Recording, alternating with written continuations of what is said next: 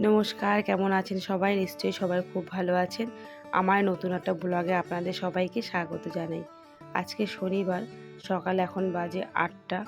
সকাল সকাল কাজকর্ম সেরে প্রতিদিনের মতন কিন্তু স্নান করে পুজোটাও কিন্তু আমার দেওয়া হয়ে গেছে।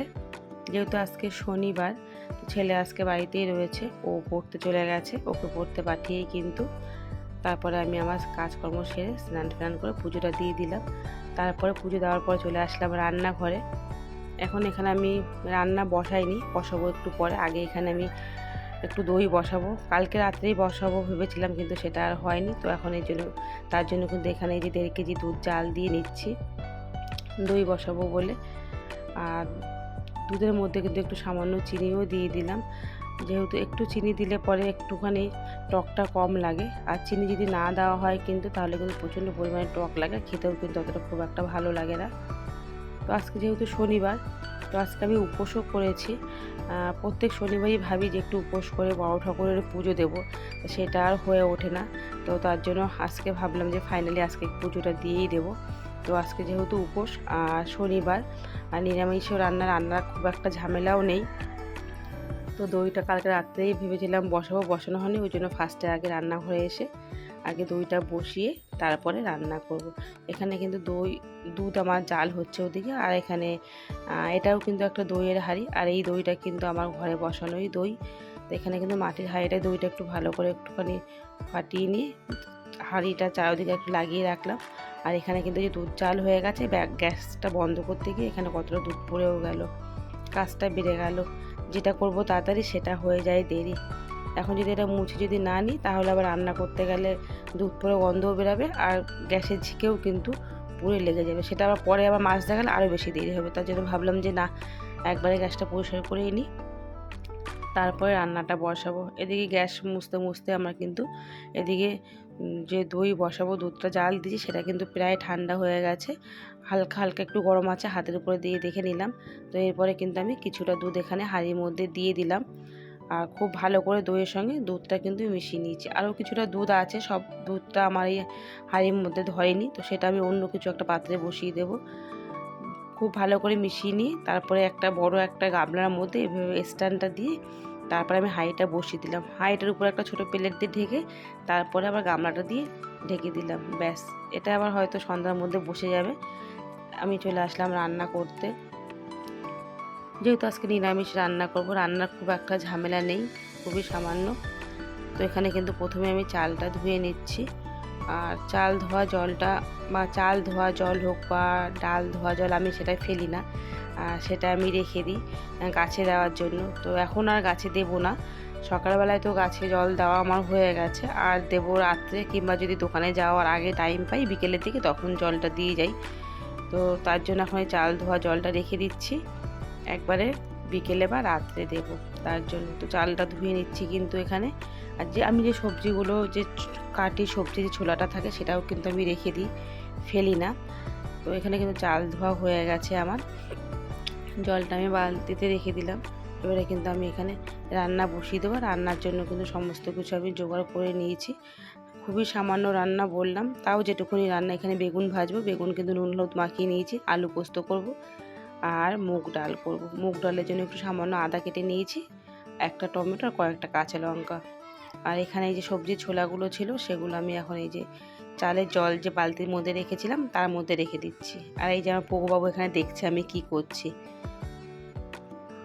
তো আমার কিন্তু সমস্ত কাজ ওদিকে গুছিয়ে আমি কিন্তু চলে আসলাম রান্না করতে। রান্না কিন্তু এখানে বসিয়েও দিয়েছি। রান্না করতে একদমই টাইম লাগবে না, যেহেতু সামান্য রান্না, আর সব কিছু গুছিয়ে নিয়েছি। আমি প্রতিদিন রান্না করার আগে কিন্তু সব কিছু গুছিয়েই নিই। তো প্রতিদিনের মতো সব কিছু গুছিয়ে রান্না করতে চলে এসেছে, আর রান্না কিন্তু প্রায় হয়েও গেছে। আর এখানে সমস্ত রান্নার পরে আমি সবার লাস্টেই ভাতটা বসাই, আর এখানে সবার লাস্টে ভাতটা বসিয়ে দিয়েছি। আর এদিকে 2-3 দিন আগে কয়েকটা নিম পাতা এনে রেখেছিলাম ঘরে, যে ভালো করে ধুয়ে একটু রোদ্রে শুকো দিয়ে সেটাকে গুঁড়ো করে রাখবো। একটু মাঝে মাঝে নিম বেগুন খাওয়া যাবে এই গরমের দিনে, একটু মাঝে মাঝে কিন্তু নিম বেগুন খেতে বেশ ভালো লাগে। তো সেটা আর আমার একদমই খেয়াল ছিল না, সেই প্লাস্টিকের মধ্যে বসেই নিম পাতাগুলো অর্ধেকটাই প্রায় শুকিয়ে গেছে। তো সেটা এখন বার করে একটু ধুয়ে নিয়েছি, ভালো করে বেছে নিয়ে যে কোনো পোকা টোকা আছে কিনা বেছে নিয়ে ধুয়ে তারপরে আমি এখানে কিন্তু নিম পাতাগুলো এই যে ছাড়িয়ে নিচ্ছি। এক একটা করে ডাল থেকে। তারপরে আমি এবারে রোদ্রে শুকো দিয়ে দেবো। আর এখানে অর্ধেকের বেশি শুকিয়েই গেছে, জোরে চাপ দিলেই পাতাগুলো ভেঙে যাচ্ছে। তো যাই হোক, আমার কিন্তু পাতাগুলো একদমই সব ছাড়িয়ে নিয়েছি ডাল থেকে। আর এখানে দেখুন আমি ছাদে চলে আসলাম এবারে শুকো দিতে। এখন বাজে প্রায় 10:30 কি 11টা। এত পরিমাণে রোদ, ছাদে তো দাঁড়ানোর মতন কোনো অবস্থাই নেই। আর এখানে আমি সকালবেলা একটু ধনে ধুয়ে এখানে শুকো দিয়ে গেছিলাম, সেগুলোও শুকিয়ে পুরো ঝরঝর হয়ে গেছে। তো আমি কিন্তু ছাদে একদমই দাঁড়াইনি, আমি চলে এসেছি নিচে। তো নিচে এসে জামা কাপড়গুলো ভাঁজ করে নিচ্ছি। জামা কাপড় কিন্তু আমি ছাদে এই গরমের দিনে তো একদমই ছাদে শুকো দিই না, কারণ এত রোদে জামা কাপড় শুকো দিলে কালার তো একদমই থাকবে না।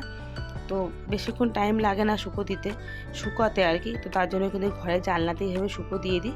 তো জানলায় শুকো দিয়েছি, তাও কিন্তু শুকিয়েও গেছে। তো জামা কাপড়গুলো আমি তুলে এখন ভাঁজ করে নিচ্ছি। আর এই যে পোগো দেখুন আমার সঙ্গে সঙ্গে ও বদমাশি করছে। তো যাই হোক, জামা কাপড়গুলো কিন্তু আমার এই যে ভাঁজ করা হয়ে গেছে। এখন বাজে প্রায় 12:30 কি 1টা হবে। তো ছেলেও চলে এসছে বাড়িতে, তো ওকে এখন খাইয়ে দেবো ভাত। বিকেল বাজে এখন 5টা। দুপুরবেলা ছেলেকে খাইয়ে দিয়ে একটু ঘুমিয়েছিলাম, তারপরে এই যে চলে আসলাম ছাদে। নিম পাতাগুলো কিন্তু পুরোপুরি শুকিয়েও গেছে। আর এই যে চালের জলটা রেখেছিলাম, সেই চালের জলটাও নিয়ে চলে আসলাম একবারে দিয়েই দোকানে যাবো আজকাল রাত্রে। আর যেহেতু টাইম আছে, কর্তামশাই চলে গেছে দোকান খুলতে, তো ভাবলাম যে একটু লেট করেই যাই। তো তার জন্য ঘরের কাজকর্মগুলো গুছিয়ে রেখেই দোকানে যাব। তো এখানে আমি কিন্তু এই জলের সঙ্গে একটু জল মিশিয়ে নিচ্ছি। তারপরে এই যে গাছগুলো দেখুন, গাছ ছাদে খুব একটা বেশি নেই, এত পরিমাণ রোদ।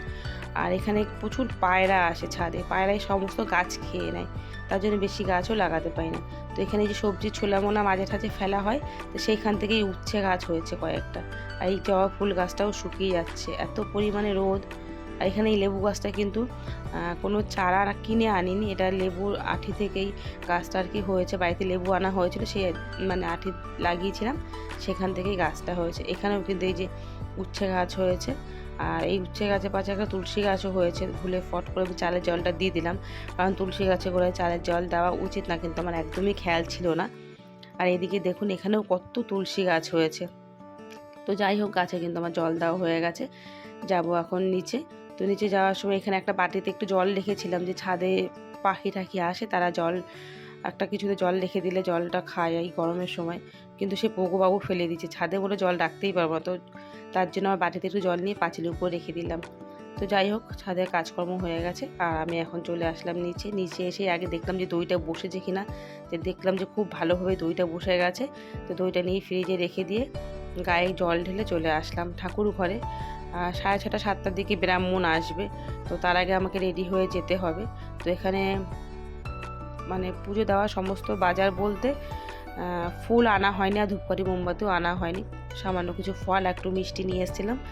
পুজো দেওয়ার আগে যখন যাব তখন আর কি ফুল আর ধূপকাঠি মোমবাতি আর কি নিয়ে যাব। তো তার জন্যই কেনা হয়নি, যা গরম ফুল এনে রাখলে নষ্ট হয়ে যাবে। আর মন্দিরের পাশেই ফুলের দোকান আছে, সেখান থেকে একবারে ফুল নিয়ে চলে যাব। তো আমি এখানে ফলগুলো ভালো করে ধুয়ে এখানে এই যে প্যাকেটের মধ্যে ঢুকিয়ে রাখলাম। সন্ধ্যাও হয়ে গেছে, একবারে বাড়ির সন্ধ্যাটাও দিয়ে দেবো। তো সন্ধ্যা কিন্তু আমি দিয়েও দিয়েছি। আর সন্ধ্যা দেওয়ার পরে একবারে রেডি হয়ে গেছি। যাব এখন দোকানের পাশেই মন্দির, দোকান থেকে তারপরে যাব মন্দিরে পুজো দিতে। আর আমি এখন এই যে যাচ্ছি, আর পোগো এখন যে ঘুরঘুর করছে পিছন পিছন, আর এখানেই এখন বসে থাকবে। আমি যখন ঘর থেকে কোথাও বেরাবো ও এখানে এসে বসবে। এখন এখানে যে কতক্ষণ বসে থাকবে তার কোনো ঠিক নেই। তো আমি কিন্তু দেখতে দেখতে দোকানে চলে আসলাম। আর দোকানে এসে আমি দোকানে দাঁড়াইনি, দোকানে কর্তামশাই ছিল, তো কর্তামশাইয়ের সঙ্গে একটু দেখা করে আমি কিন্তু মন্দিরে চলে গেছিলাম। মন্দিরে গিয়ে দেখি ঠাকুরমশাই আর কি রেডি করছে, কেউ আসেনি, শুধু ঠাকুরমশাই ছিল। তো ঠাকুরমশাইয়ের সঙ্গে আমিও হাতে হাতে সমস্ত কাজকর্ম রেডি করে, ঠাকুরমশাই কিন্তু পুজোয় বসে গেছে, আর আমিও এখানে বসে পড়লাম। তারপরে আরও কয়েকজন এসেছিলো। তো এখন পুজো দিয়ে যাব দোকান থেকে যাব বাড়িতে। কর্তামশাই যাবে ছেলেকে আনতে, ছেলেকে নিয়ে আসলে পরে তারপরে বাড়ি যাব। তো চলুন আমি তাহলে পুজোটা দিয়ে দিই। ভিডিওটা তাহলে এখানেই শেষ করছি। দেখা হবে একটা নতুন ভিডিওতে।